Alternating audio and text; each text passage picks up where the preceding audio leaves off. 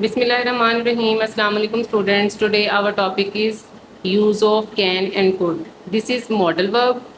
Students, can का मतलब होता है यानी उर्दू में इसकी निशानी होती है सकता, यानी सकता है। और कुड की जो उर्दू में निशानी होती है वो है सकता था। यानी कैन जो है वो प्रेजेंट के लिए यूज़ किया जाता है और कुड जो है वो पास्ट के लिए यूज़ किया जाता है। सबसे पहले हम लर्न करेंगे कैन के बारे में। इसकी जो उर्दू में निशानी है वो सकता है, यानी वो खाना खा सकता है, वो दौड़ सकता है, वो कल स्कूल जा सकता है।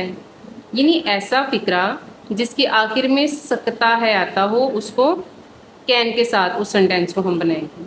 अब इसको सेंटेंस को इंग्लिश में बनाने का क्या तरीका है। सबसे पहले देखें कि सब्जेक्ट आएगा प्लस कैन आएगा प्लस वर्ब की फर्स्ट फॉर्म आएगी। आपने याद रखना है कि जितने भी मॉडल वर्ब्स होते हैं जैसे कैन, कुड, मे, माइट, इन सब के साथ वर्ब की फर्स्ट फॉर्म यूज़ होती है। फॉर इसकी एग्जाम्पल की तरफ आते हैं। मैं तुम्हारा मसला हल कर सकती हूँ। आई कैन फर्स्ट फॉर्म आएगी सॉल्व योर प्रॉब्लम। अब इसका अगर नेगेटिव देखा जाए, मैं तुम्हारा मसला नहीं हल कर सकती। I can not solve your problem. उसके बाद है क्या मैं तुम्हारा मसला हल कर सकती हूँ। यानी पहले इसका सिंपल सेंटेंस बनाया हमने, उसके बाद नेगेटिव यानी नॉट वाला सेंटेंस बनाया हमने, उसके बाद सवालिया फिक्रा है यानी जिसमें इंटेरोगेटिव सेंटेंस इसको हम कहते हैं।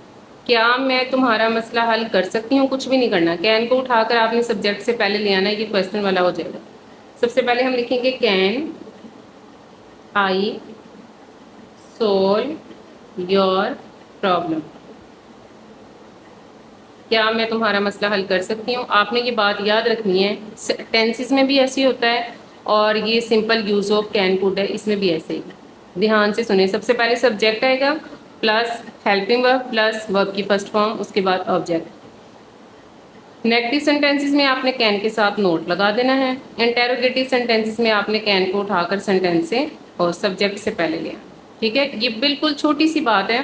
सिंपल सेंटेंसेस में सब्जेक्ट कैन यानी हेल्पिंग वर्ब प्लस वर्ब की फर्स्ट फॉर्म और ऑब्जेक्ट। इसको हेल्पिंग वर्ब के साथ हम मॉडल वर्ब कहेंगे तो वो ज़्यादा सूटेबल है। और अगर हम इसका नेगेटिव बनाएंगे तो कैन के साथ नॉट आ जाएगा, इंटेरोगेटिव बनाएंगे तो कैन जो है वो सब्जेक्ट से पहले आ जाएगा। अब हम सीखेंगे, we will learn about could. Could जो है वो कैन को ये कह लें कि अगर हम कैन को प्रेजेंट में यूज़ करते हैं तो कैन आएगा, अगर हम इसको पास्ट में यूज़ करते हैं तो कुड आएगा। इसकी निशानी ये है कि सकता था, इसकी निशानी थी कि सकता है, इसकी निशानी है सकता था।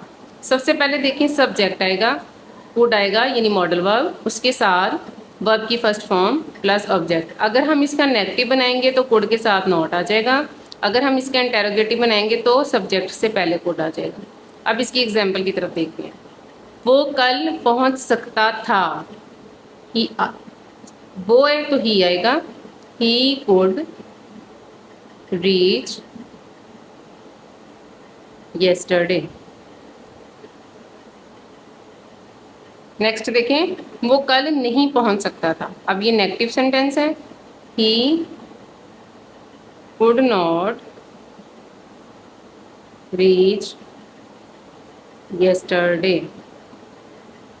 क्या वो कल पहुंच सकता था। अब ये सवालिया हो गया, इसमें जो है कुड सब्जेक्ट से पहले आ जाएगा। Could he reach yesterday. इसमें आपने क्वेश्चन मार्क्स रूल लगाना है। Students, hope so the concept of can and could is clear in your mind. हम छोटा सा इसका रिव्यू ले लेते हैं। कैन जो है वो प्रेजेंट के लिए यूज़ किया जाता है, कुड जो है वो पास्ट के लिए यूज़ किया जाता है। कैन के लिए यूज़ होता है सकता है और कुड के लिए यूज़ होता है सकता था। इसी तरह ये सेंटेंस स्ट्रक्चर दोनों का सेम है। सब्जेक्ट उसके साथ कैन वर्ब की फर्स्ट फॉर्म, सब्जेक्ट कुड उसके साथ वर्ब की फर्स्ट फॉर्म। अगर नेगेटिव होगा तो कैन के साथ भी नोट आ जाएगा, कुड के साथ भी नोट आ जाएगा। अगर इंटेरोगेटिव होगा तो कैन सब्जेक्ट से पहले आ जाएगा और कुड भी सब्जेक्ट से पहले आ जाएगा। आप इसकी एग्जांपल्स को करिएगा। Hope so it will be very fruitful for you. and it is a very important concept to get a good command in English. Thank you, students.